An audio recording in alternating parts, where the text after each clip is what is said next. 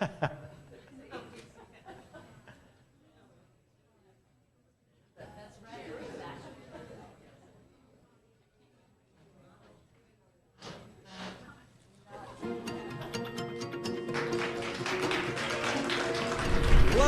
from the North Carolina Museum of Natural Sciences in beautiful downtown Raleigh, it's the Science Cafe with your host, Brian Mallow.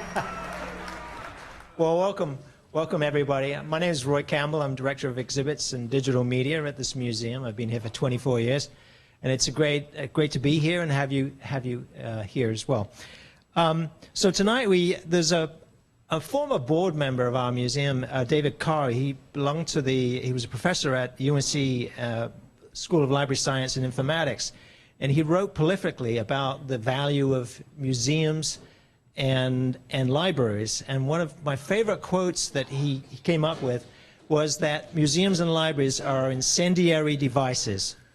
And so tonight we hope to double down on that.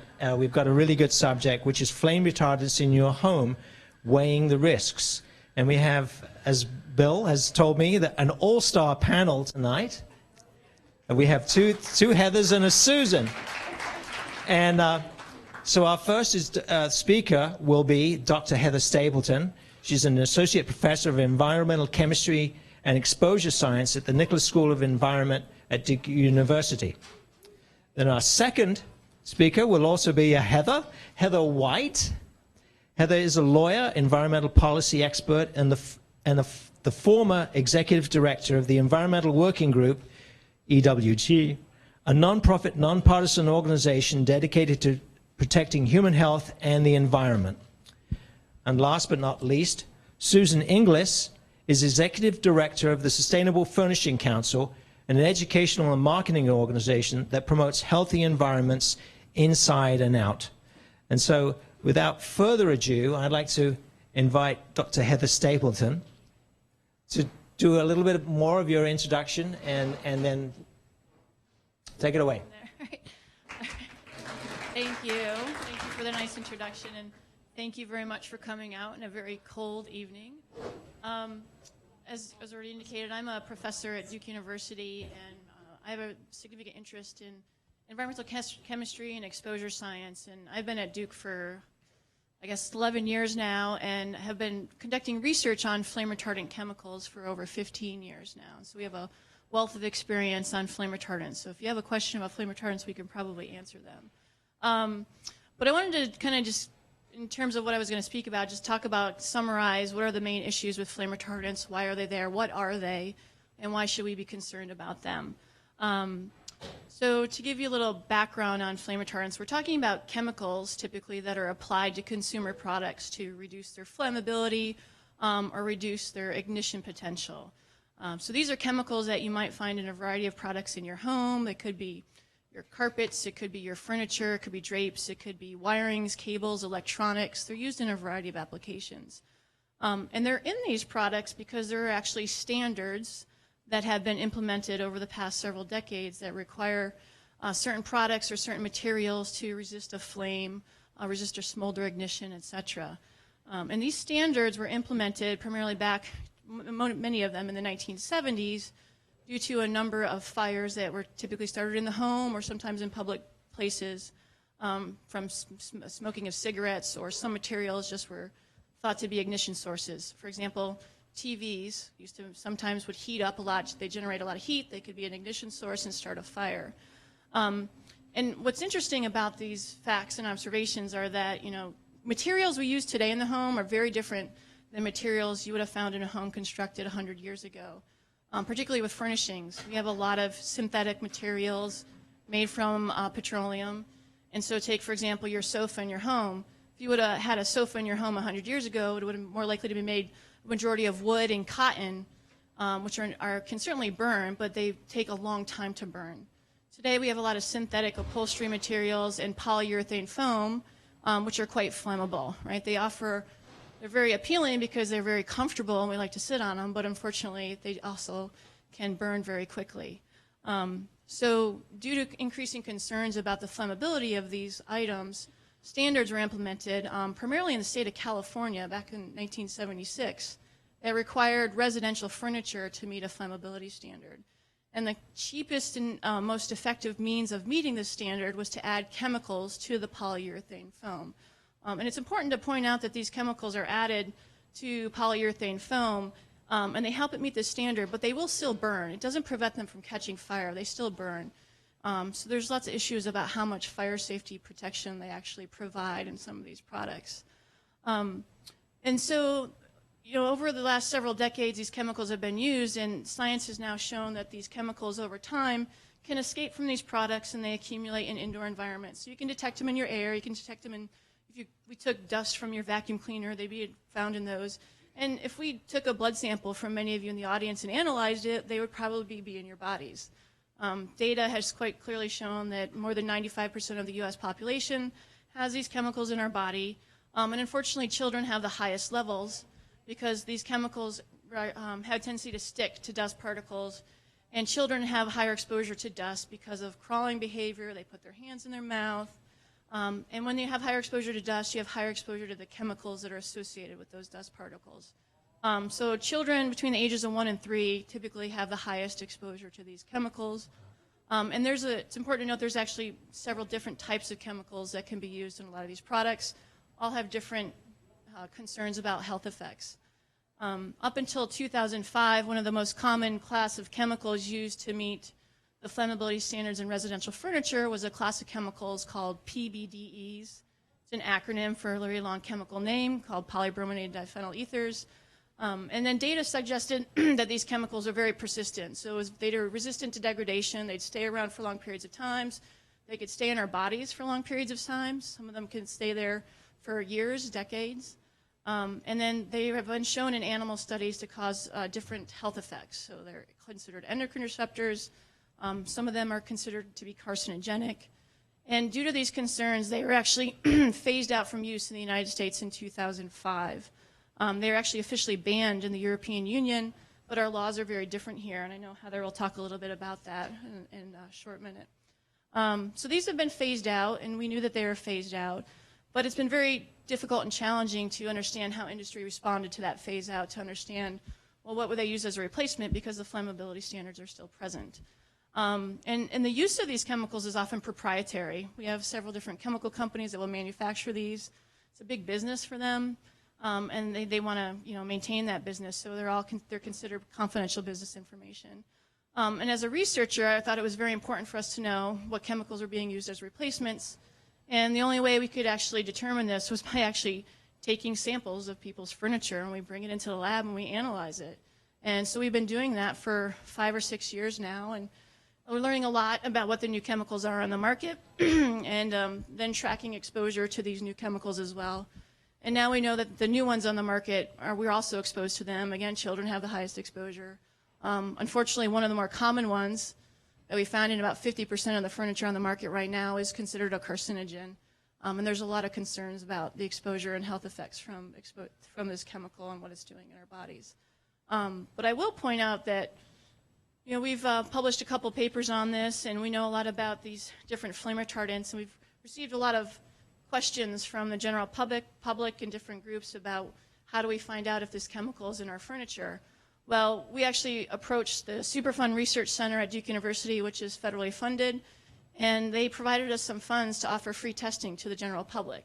So if anyone's interested in learning more about this, I'd be happy to give you a link to our website where you can learn more about flame retardants, and you can actually learn more about how you could collect a sample from your home and submit it, and we'll test it free of charge so that you can just find out yes or no, does my sofa have this chemical in it or not, and if it does, which one might be present. So just to provide the public more information, you can make more informed decisions. I think the next step is probably to talk more about the health effects, and I think you were going to talk a little bit about the health effects from this.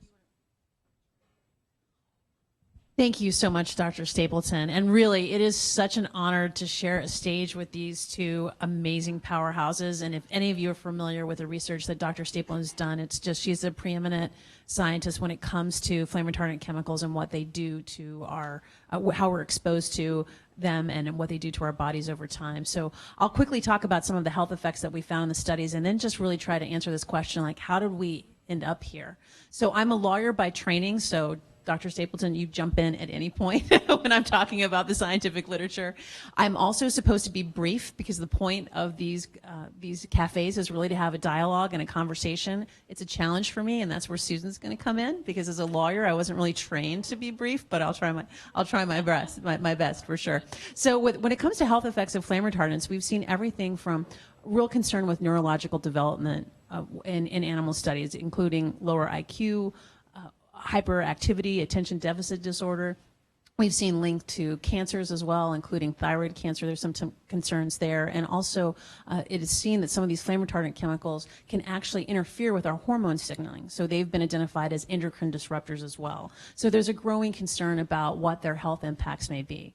And what I think is really troubling for most of us, and this is the question of how did we end up here? How is it that we are 100 years into the industrial toxic chemical revolution, and we don't have answers to basic questions like, what are these chronic low-dose exposures to flame retardants and other chemicals, many chemicals that our grandparents weren't exposed to because they weren't invented then?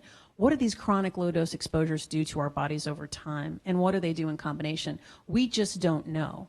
And so it's very important for us as consumers, as individuals, as citizens, to be as educated as we can about what we know and what we don't know when it comes to the science that's constantly evolving. But the reason we're in this situation, and one of the things Heather talked about is, more than 95% of Americans have flame retardant chemicals in their bodies, according to the Centers for Disease Control. But not only do Americans in general, babies are being born pre-polluted with these chemicals, and not just flame retardants, but chemicals that we find in plastics, chemicals that we find from our upholstery like nonstick cookware, nonstick stain repellents, and they're in babies when they're born, and we know this through studies of umbilical cord blood. So this is really, really troubling. We have a whole generation of kids that are coming into the world with chemicals that, again, we don't know what they do in combination. We don't know what they do as the baby is being developed too. So here's how we got here. The answer is Tosca. It's not the Italian opera. It is, in fact, the weakest federal environmental law in the books. It's called the Toxic Substances Control Act. It was passed in 1976 and has not been updated since. And in 1976, the 62,000 chemicals that were on the market then were just presumed safe. And many of you may remember just 2 years ago in West Virginia, there was a chemical called MCHM. It was a coal processing chemical that got into the water supply outside of Charleston, West Virginia, and 300,000 people went without water. Now, the only reason they even knew that there was a chemical in the water was that it smelled like licorice throughout the town, so they knew something was going on when they opened up their tap.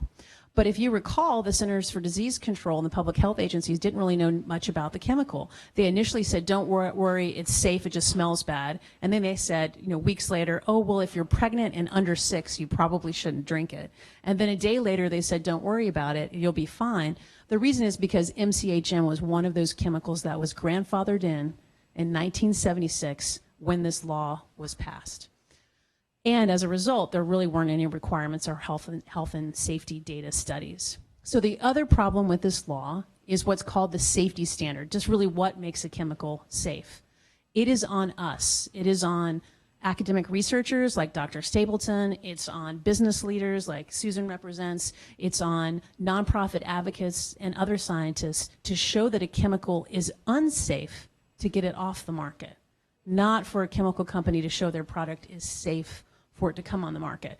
And this burden of proof is so strange that a lot of people don't actually believe the law is this bad, but it really is this bad. And in fact, in 1991, when the first Bush administration tried to ban asbestos, which I think most people know that asbestos is actually linked to a fingerprint cancer, mesothelioma. Like unquestionably, exposure to asbestos causes this disease. Even then, the first Bush administration could not ban asbestos because the law, the safety standard was so weak, the courts ruled that it couldn't make the case because of the economics of asbestos that it should be banned.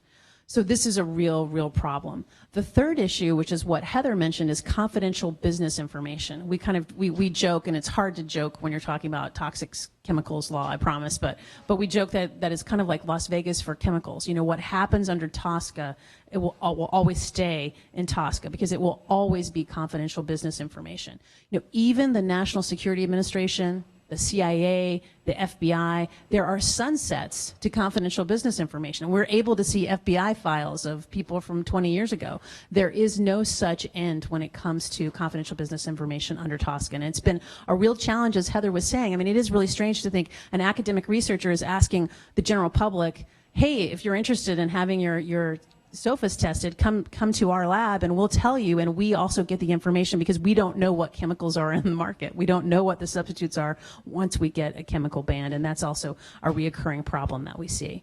The good news is that there is hope. For the first time in 40 years, the House of Representatives actually really took on this issue, and they passed a bill to reform this law in June of 2015. And then actually in December of 2015, the Senate also passed a bill to reform this law. The problem is it's pretty bad. I'm just going to say, I mean, we have the biggest chance for reform in 40 years, and it just doesn't go far enough when it comes to protecting public health. I could spend, a whole law class talking about why this bill is so bad, but I'll just let you know, for example, there's no deadlines for EPA to take action. There's no funding for EPA. There's one provision where industry would actually pay to have chemicals reviewed, which we support because there needs to be some type of assessment. If you want to get your chemical on the market, you should pay for that in order to fund that. But in both bills, you can pay to fast track. There's like a pay to play, basically, provision, like I really want this chemical on there. There's no requirement that the most concerning chemicals be evaluated first. We're especially concerned about persistent bioaccumulative chemicals. And those types of chemicals, when we say they're persistent, they never break down or break down for long periods of time, and they build up in our bodies. Then that's what we mean by bioaccumulative chemicals too. So there's many concerns. Another good thing that we have, even in the bad law, is that states have been able to take action. So we've seen really wonderful state actions, but most of these are chemical by chemical bans that we have seen. And we do need comprehensive reform. So those are that's what's on the horizon. California did just pass a law overturning this 1970s regulation that Heather was referring to, the flammability standard that actually resulted in chemical flame retardants being used in upholstery and particularly a lot of the furniture that we use. That has been overturned, and now there's a labeling requirement to actually say whether or not you use these chemicals. And I think Susan will talk a little bit more about that. So I think the important thing is we're seeing the market open.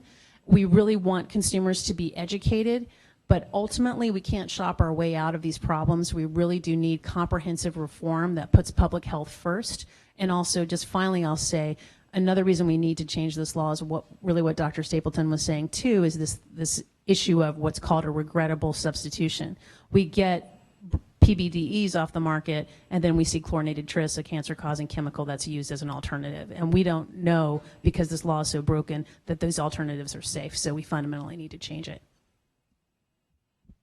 Thank you both for that fabulous information. I am delighted to be up here on stage with both of you and really feel honored to be. And I'm delighted to be before all of y'all. Thank you for being here. I'm Susan Inglis.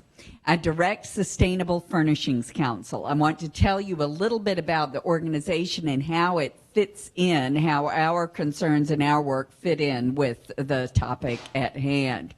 So Sustainable Furnishings Council is an educational organization in the home furnishings industry. We're a membership organization, and our members are companies that are involved in the home furnishings industry in various ways. They manufacture furniture. They supply materials used in making furniture, including foam. and fabrics and the wood of a sofa frame and all sorts of other, the metal, all sorts of other materials. They are the stores where you would shop for the furniture in your home, and they are the interior design firms that specify furnishings for your homes or for commercial spaces. Each of these companies makes their own commitment to sustainability. Sustainability is a wide umbrella term. There are lots of things that fall under this umbrella.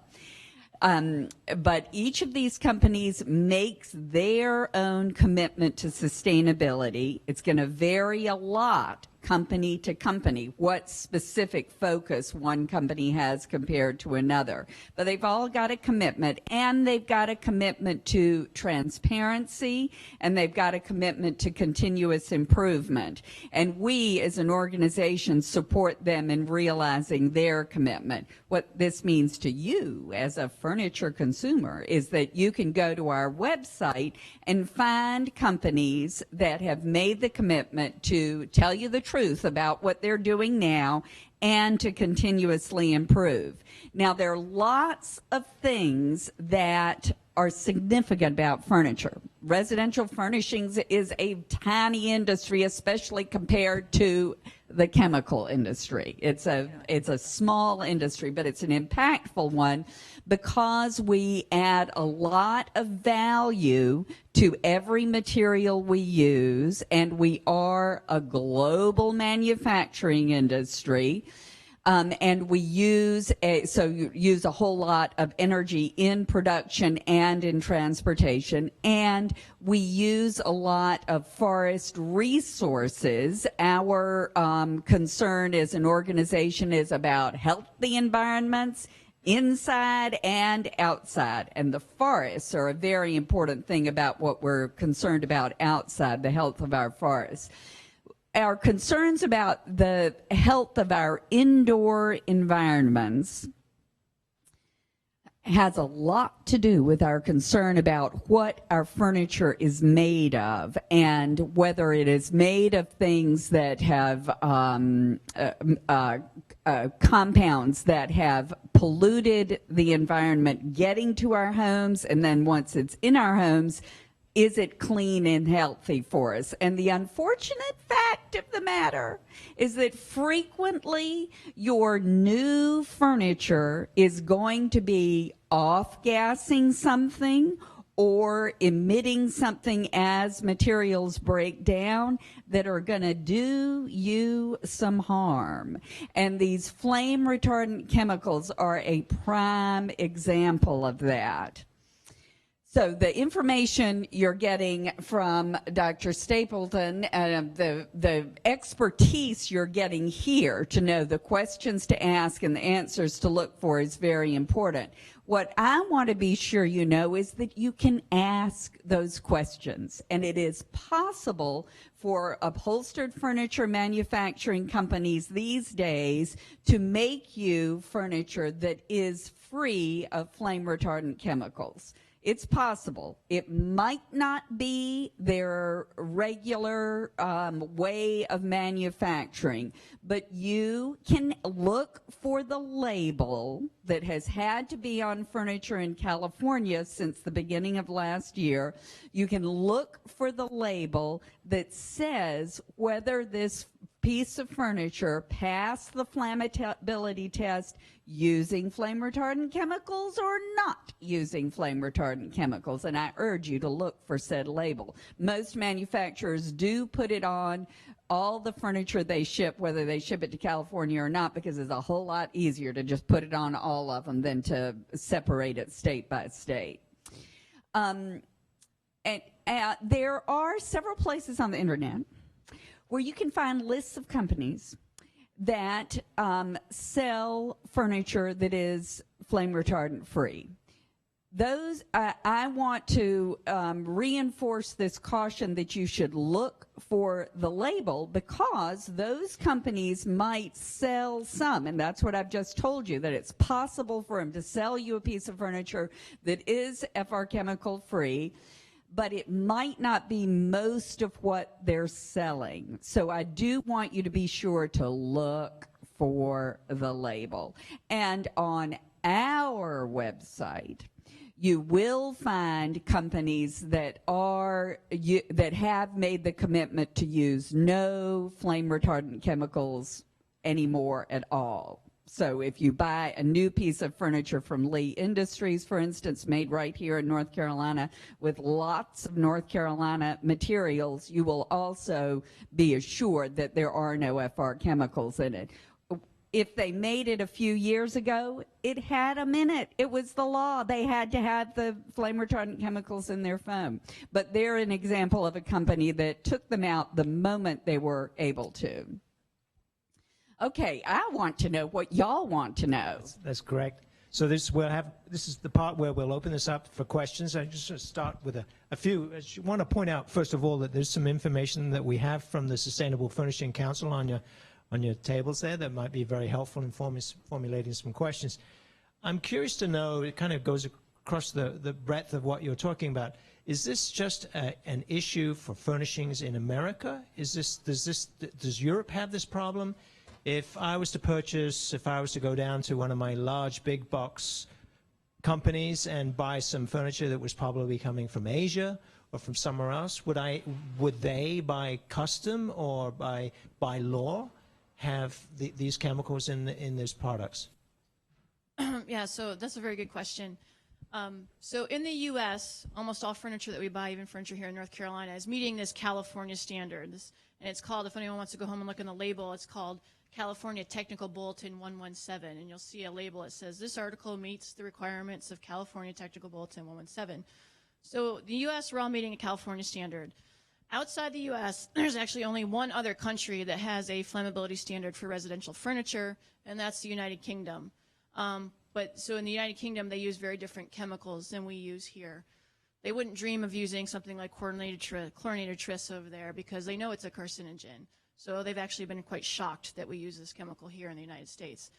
Outside the UK, there's no other country in the world that has this requirement. And so this issue has become quite political, as you might imagine. There's kind of disagreements on what kind of benefits these chemicals provide relative to the hazards, the potential hazards they provide. And even if you tried to compare fire statistics in the U.S. versus a country where we don't have these standards, let's say France, if you look at the raw numbers, there really isn't a big difference. However, there's a lot of disagreement on whether we can compare those because there's been some arguments made that construction in different countries in the European Union are very different than construction here. Codes for buildings are different there than here.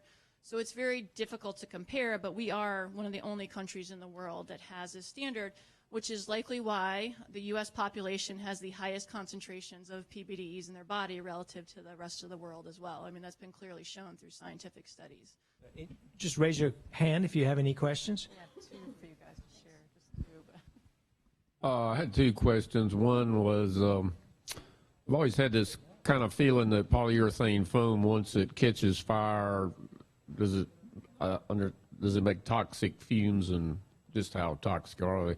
Second one is, I know they make race car driving suits out of Nomex, which is an inherently non-flammable material. I was wondering if there's been any motivation in that direction, although I know it's not a real cheap material.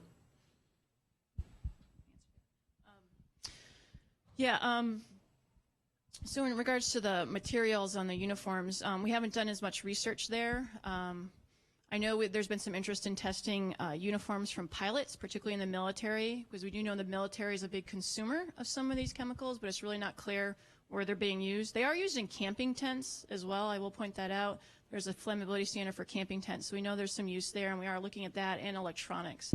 To get to your first question about the foam, certainly when foam burns, it does generate a lot of soot, carbon monoxide, smoke. Those are fire hazards in themselves. And studies have clearly shown that the presence of flame retardant chemicals in the foam increases the amount of soot, smoke, and carbon monoxide generated several-fold. So that's why there's this argument, what kind of safety are they providing relative to the risk? And if you were to compare a sofa with and without flame retardants, the difference in time it takes to burn in the studies that have been conducted, which are very limited, suggests 1 to 3 minutes. They still burn very quickly. We might, in my opinion, it would be better to use alternative technologies, non-flammable materials, or there's a lot of interest in barriers on foam that could provide the same layer of fire safety protection, but not have treated chemicals that would result in exposure and other hazards. So there's actually still a lot of unknowns. I'll add a point about barriers. Wool is a natural flame retardant. So if you have polyurethane foam and put a wool barrier on it, you're fine. I have 2 questions.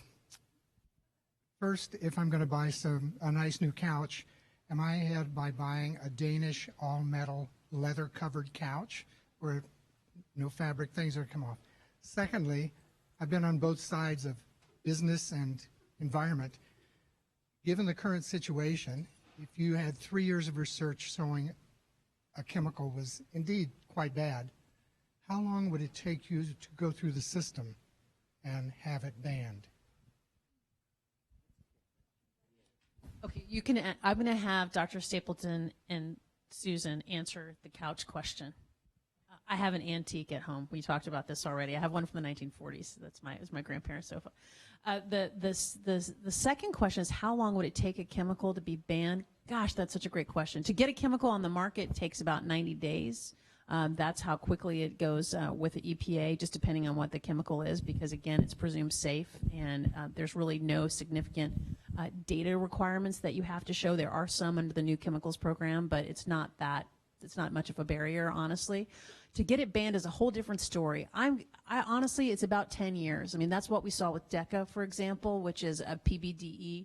Even though we were able to ban 2 different types of form of the PBDEs, the one called DECA, it actually took 10 years to get an agreement, and it was an agreement negotiated with EPA and retailers, and nonprofit organizations and academic researchers were at the table.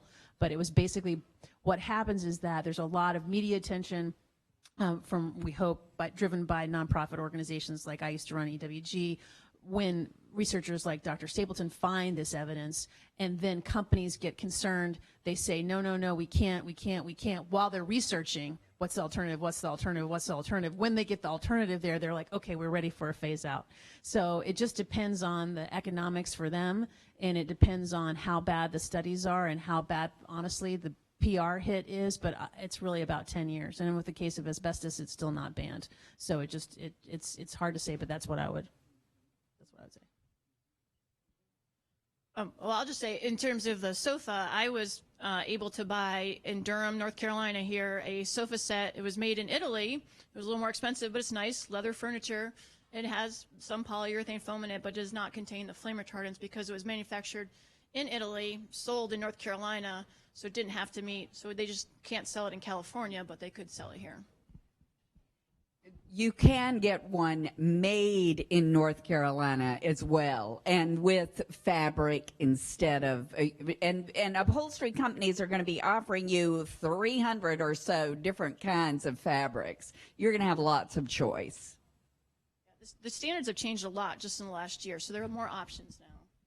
And I'll just add with the difference with the Europeans when it comes to the flammability standard. That's true when it comes to almost all chemical regulation. They have a whole different chemical structure called REACH is the name of the acronym for their chemical program and how they regulate chemicals. Chemicals are not presumed safe. It's the precautionary principle, better safe than sorry. You have to show it's safe before it goes on the market. It's much more stringent. The same chemicals that are being manufactured here, the same companies that are manufacturing here are complying with a much stricter regulation abroad. We see the same thing when it comes to our cosmetics and personal care products as well, much tighter regulations in Europe. Our cosmetics law hasn't been updated since 1938, remarkably. So we see this time and time again. I have a question over here. So do most furniture companies use the same chemicals at once, like Trends? You're talking about the furniture companies themselves? So what's kind of difficult is it's challenging to backtrack because there's different components to making a sofa even, right? Because you have someone making the upholstery, you have a different company making the foam. So often it's the foam where you find these chemicals. And so you have a foam manufacturing facility that buys different flame retardants for different end uses. Some of that might end up in a sofa, and then they sell it to a furniture manufacturer who puts it in their line. But backtracking it can be very challenging. And so it's not clear if certain foam manufacturers are specific to a certain type of flame retardant or not. I think it does change quite a bit depending on what they hear. And sometimes they're buying the flame retardant and they actually don't know what the chemical is because it's sold under a trade name because they're proprietary. So they're often going on cost and what works best with their material. Does it change the coloring? Does it change the density? You know, so they're more interested in the physical appearance of the chemical and the cost than what it is. One more question here. Is there any chance we'll move to the European system where chemicals have to be proven safe before they can be marketed rather than vice versa? Honestly, no. There is a chance it's going to be better than it is now. So the safety standard under the Senate and the House versions is better than it is now.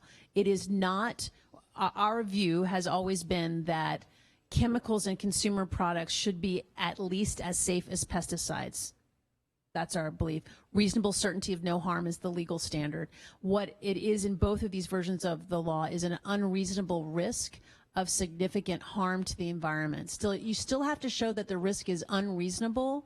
And for a lot of our work, we would say, obviously, presence of a toxic chemical in someone's body does not mean that they're going to have a specific health outcome, you name it. But that's not really part of the contract. When we're buying a sofa, I don't think we're expecting that our kids are going to have these chemicals in them, or have, in some instances, with research that we've done with Duke, 5 times as much as, you know, toddlers having 5 times the levels of exposure as their mothers. So it's not going to be as good, but it's going to be better than current law. But it's still, there's a lot of work that needs to happen in conference for it to, and a lot of watchdogging at EPA once it does become law. One more here. Unusual question. Doesn't seem to matter where I travel in the United States. When the pillowcases are stored separate from the sheets, the pillowcases always have a chemical smell to them, but the sheets don't. And I'm wondering if there's extra flame retardant put on them because they're close to the head. Does anybody know, or do you know where to send me that I can figure it out? I have a thought about why that might be, but no, I don't know of extra and different chemicals put on the pillowcases than is put on the sheets. It's generally actually cut from the very same fabric. The pillowcases, however, they're all wrapped in plastic packaging, and they're wrapped in a tighter. They're wrapped, so it could be more surface of plastic to the surface of the fabric. That's my thought. What do you think, Dr. Stapleton? Well, you wouldn't smell a flame retardant because you can't smell them. What you're smelling is likely a volatile organic compound, which could come from plastic components, or it could come from, sometimes there are cleaning methods that will introduce volatile organic compounds to them as well, and that might be what you're smelling. So I spend 2 hours a day driving. Should I be concerned about the seating in my car, or if I take a lot of plane rides, should I be concerned about that as well? So there is significant use of flame retardants in automobiles and in public transportation. Airplanes probably have one of the higher concentrations or use of these chemicals relative to other areas compared to the home environment, for example. We do know that almost every component of an airplane is, expected to meet certain flame retardant standards. So there is a lot of material on board that can have flame retardants. Now, how much your exposure you're getting from just an airplane ride, we don't know. Again, we don't know which chemicals used in the seat versus the paneling versus the insulation and wiring. They are in your car, and we do know that collecting samples from cars, like the dust from your car relative to the dust from your home, that they are higher in automobile dust in general. We assume because there are more components in your car. Whether that's going to lead to more exposure, it probably depends a lot on your behavior and what the flame retardant is, because some flame retardants we get more exposure through just breathing, inhalation, and others it's actually physical contact with the materials, and they get on our hands and then they get into our bodies. So it really depends, unfortunately. And if I could just add, once you start really diving in and learning more about flame retardants, and then you start to think about preservatives that are used in food and your personal care products, and your cleaners, it can really become overwhelming when you start to think about it. So what I always like to say to folks is that, not only is information power, you can make better choices, we can really do all we can to drive the market, is that democracy is not a spectator sport. You really have to get in the game, and talk to your members of Congress, talk to your local representatives and say, I'm really concerned about this. At least with the toxics law that I was talking about, industry is coming to the table saying we need regulation here. You don't hear them say that very often, but we need regulation because consumers are losing confidence, and they're losing confidence because the system is so broken. There's a question over there. So my question has to do with your research, Dr. Stapleton. Do you examine how the off-gassing changes over time? For instance, if a new sofa off-gasses more than an older piece of furniture? So we have not been able to address that in a controlled laboratory study because we don't have the space really to put several sofas in there and watch them over time, and those are very expensive studies to conduct. Certainly based on their properties, I would expect them to, over time, you get this initial surge that comes off, and then it'll still continue to escape that product over time. But the rate and how that changes is a big question mark. And my feeling is a lot of it's going to depend on what your upholstery is, how dense the foam is in your cushion, also what chemical it is, and how often you use it, right? If you're using that cushion a lot and sitting up and down, pushing on it more often than not, you got kids jumping on it, that will lead to more release because foam has these little pores. And so the flame retardants come out of the foam and they'll be in those little pores, and when you sit on it, air escapes, and the flame retardants escape with the air. So it's going to depend on a variety of different factors. We can say, we sometimes give people a rule of thumb. If you know you're sensitive to things that might be in your furniture, leave it in the garage for 3 months. That 3 months is a rule of thumb that we give out sometimes. At least with memory foam. Question in the back. Thank you. Several years ago, they were doing studies for children, and they were offering flame retardant bedclothes. So, one, the off gas of that, the child laying in bed on that mattress that has the foam in it. And the other thing is, if they are out gassing, we wash those, that retardant goes into the water and now into our system, streams and everything. What's happening with that? Are there more cases against companies to make things safer, and are other people being sued because children are still burning in those fires? So children's pajamas, so you raise a point, yeah. In the 1970s, there were studies that showed, children's pajamas have to meet a flammability standard set by the Consumer Product Safety Commission. And in the 70s, that standard was often met by adding chlorinated tris and others to the sleepwear. It's basically kind of sprayed on or incorporated materials, and they showed that over time, infants would absorb that, and you could detect it in the urine. And it was shown to be a mutagen, suggesting it was a carcinogen. So they phased those out in the late 1970s. But what's interesting, that's actually the most common flame retardant that's in sofa today on the market, is that same chemical they took out of children's pajamas because it was a carcinogen. Because the chemical companies needed to sell it somewhere else, I would say. Well, it's been around for a while, so it's a cheap chemical. Now, children's sleepwear today does meet that same standard, but they use a different technology. So there are not chemicals, at least these hazardous chemicals, added to children's pajamas. My understanding is they use like a silicone process to coat the fibers, so it provides thought to provide the same fire safety benefit, but it's not a chemical, so children are not exposed to it. But over time, through washing, that application does wear off. Most of the concern about the hazardous flame retardants now are in furnitures, electronics, insulation. Those are the big areas.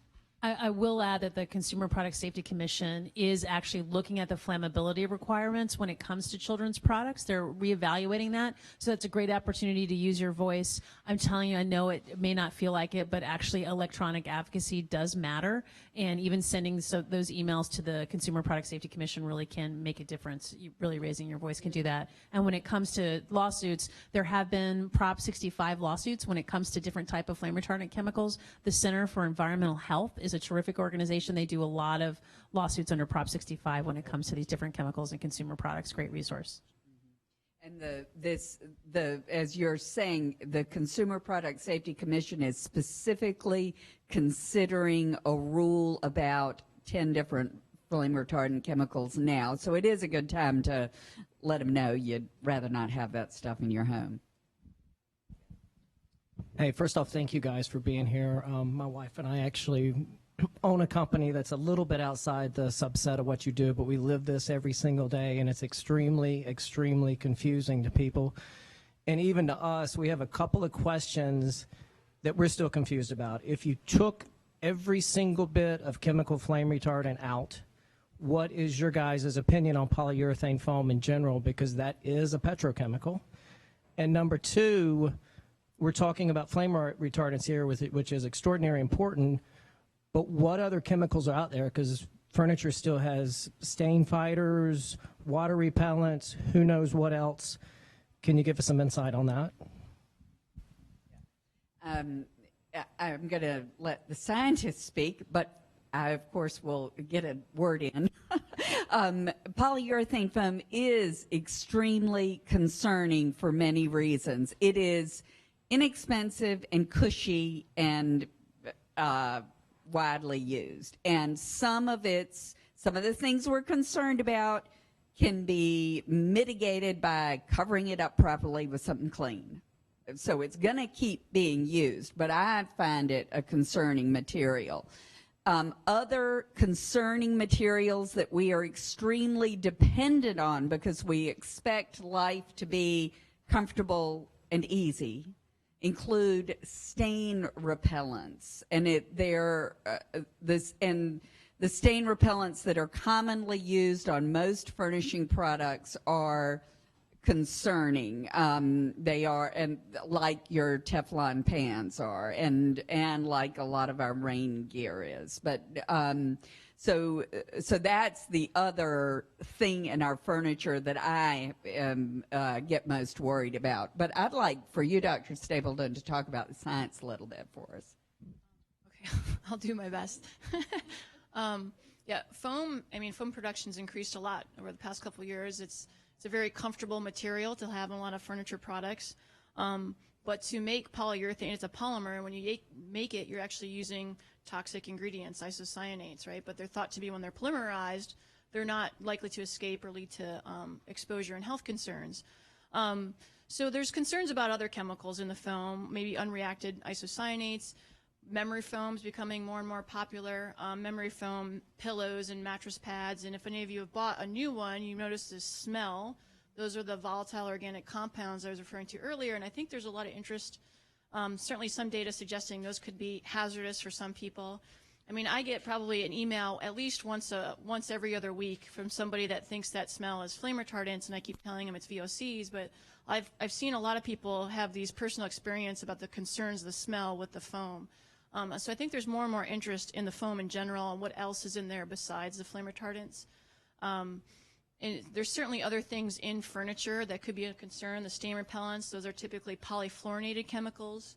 That industry has also changed a lot because some formulations have been shown to be toxic. Industry's changing and moving to different formulations, but like the flame retardants, it becomes difficult to figure out what they're using as replacements. I mean, that's an even, in my opinion, a bigger question mark and kind of mess compared to the flame retardants if you're looking at the stain repellents. It's just incredibly complicated. But there's also phthalates in some of these. That's another class of chemicals that some of those have been phased out in the European Union because they're endocrine disruptors and reproductive toxicants. And now it's this concern about what should we be using as replacements for some of these phthalates. So you're completely right. There's several classes of chemicals, and what's important, in my opinion, is to look at exposure to all of those in combination, because we have this tendency to focus on one chemical at a time, but in reality, we're all exposed to all of these on a daily basis, and we just don't know enough about their interaction. So it's not an easy question to answer, unfortunately. If I could just add, because it isn't an easy question to answer, as a consumer and as a consumer advocate, one of the things I'll say, because we deal with a lot of businesses, being earnest about what your commitment is and what you know and what you don't know, and that you're constantly trying to move in the direction of sustainability and health and wellness, really goes a long way. I mean, there is a lot of greenwashing there, but people understand that the science is constantly evolving. They understand that these choices are really difficult. And I think that's one of the things that I would just be, as you're trying to, make the right choices for you and your company and your investments and for your consumers, just to make sure that you're just really clear about what you know and what you don't know. And as far as, there are a lot of companies that aren't. There's a lot of companies that have hidden the truth. And there's an amazing New York Times article in January about DuPont and their cover-up of the perfluorinated chemicals. I hope you saw it. Rob Bilott is an amazing plaintiff's lawyer who discovered basically when cows started dying at nearby a plant that this chemical that was associated with Teflon and nonstick chemicals was a real problem. So I encourage you to take a look at what not to do. Question over here. Do you want to continue? So my question is, for those of us sitting out here at the tables, how do we size up the health risk related to flame retardants? You've talked about the presence in the bloodstream, but in terms of the health risk for us, family members, children, how do you all size it up? So it depends on which flame retardant in this case. So we mentioned the PBDEs. They were phased out in 2005 in the U.S., but many of us still have them in our home because we might have a sofa that still has them. And so there's still exposure and there's still concerns about health effects. In this research area, it can take 10 years before you understand what the health effects are because it takes so long to do these studies. But with PBDEs, we're just realizing they seem to be neurodevelopmental toxicants.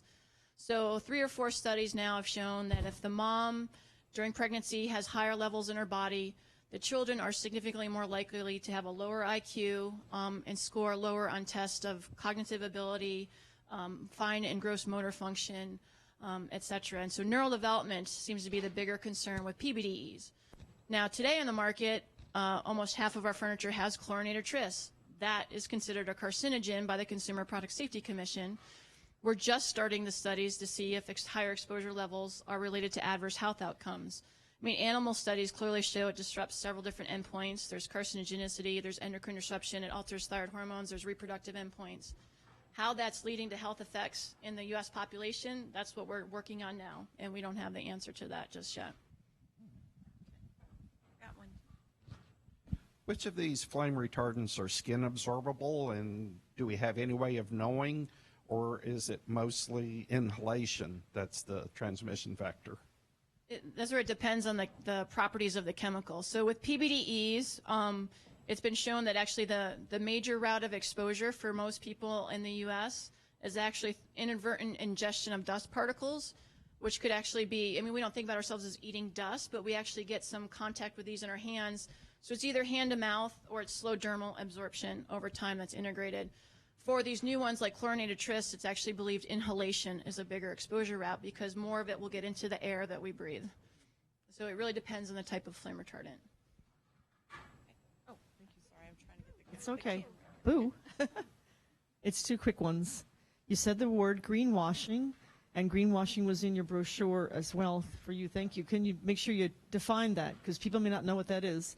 And the second thing is, I need to get outside. Like, I'm an outside creature, but I teach inside, I work inside. I see my students at ECPI, they're all inside people. They might as well be living in the Mars colony. People aren't going outdoors anymore. They're not getting a breath of air. And I really wonder if that's an effect, that you're seeing a higher rate because no one goes outside. Yeah. I wouldn't be a bit surprised. I wouldn't be a bit surprised myself. I will clarify that greenwashing is telling lies or inadvertently telling lies about how eco-friendly your product is or about certain eco attributes of a product. If it's not the truth, it is a greenwash. And the Federal Trade Commission says that you can't just say, oh, my product is eco-friendly. You've got to say something specific about why you are describing your product as eco-friendly. And there are levels of regulation. You can probably speak to this about, in fact, I'll let you speak to this. But that's the gist of it. Moving to this fresh air question, we do live in very much more tightly closed environments these days than a generation or two ago did, and so, you know, used to be, when I was growing up a very long time ago, we used to always open the window at night. You sleep with the window open. It's better to have fresh air. And I actually am still in the habit of that most times, but I do think about it if it's a very cold night. Do I really want that cold air coming in? And I probably do. Probably the fresh air is going to do me more good than the chill might interrupt my sleep. Yeah, I'll just add to. Excuse me. Go ahead. No, go ahead. Oh, I would just add that I think it's really important for us to think about the environment and how it relates to our health, and that protecting the environment is about protecting our health, and they really are inextricably linked. And so when you're talking about going outdoors, it's absolutely critical to child development. There's all kinds of great studies. Last Child in the Woods by Richard Louv, a terrific book about how we need to connect more. But we do actually tell people to open their windows, especially when they buy new furniture. You know, I mean, it is an important element. So you've done a pretty good job outlining some of the chemical issues around flame retardants, and some of them are certainly bad actors. But as you mentioned at the very beginning, these standards and regulations were put in place because there were issues around flammability, and you also mentioned how the furnishings have changed over the years, and so some of the standards that are there aren't really addressing some of those fire science issues. And so don't we need some of these chemicals to address changes in things like having more synthetics that are more inherent open flame risks, for instance, instead of the wood and cotton that we had, 40 years ago or whatever. And the same goes for some of the other things, but just that. I'll just comment on that, yeah, they were implemented because of concerns about these things being ignition sources, these products being ignition sources. Sofas, for example, most studies show that when the sofa is the ignition source, it's actually from a cigarette, which is a smoldering ignition source.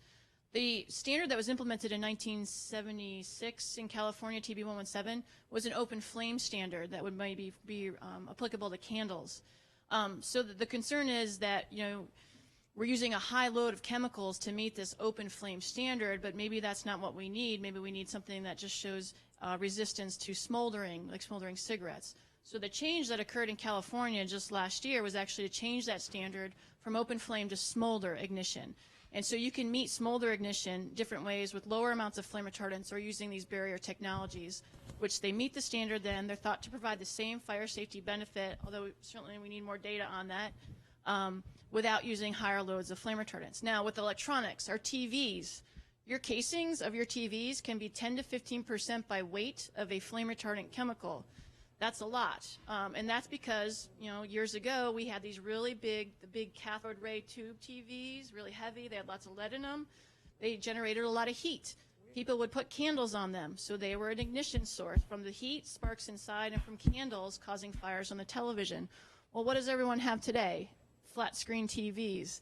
Nobody's putting candles on them, and they actually generate significantly lower amounts of heat. They're not as much of an ignition source, but that standard has not changed, and that's the difficulty. I actually had a long conversation with the commissioner of the Consumer Product Safety Commission specifically about that standard, asking them if they can get the data on that, because I think most TV fires that we're still having are the old cathode ray tube TVs. And not the flat screen TVs. And so maybe it's time to change that standard because they are not a fire risk anymore. I guess I'll also add one of the things that we're really pushing for is this whole notion of green chemistry. Surely with all of our technological advances, we can come up with chemicals that aren't building up in our bodies that can also do these things we want them to do. So I think that there are opportunities there. I don't know exactly in the flame retardant world, but we certainly see that in other applications as well, and there's a lot of innovation going on around the country in green chemistry. And in green chemistry, to make, we love our synthetic materials because they're inexpensive and they hold color well and all those things we've gotten used to. There is a lot of exciting innovation in making materials that are inexpensive and hold color well that are not necessarily petrochemicals.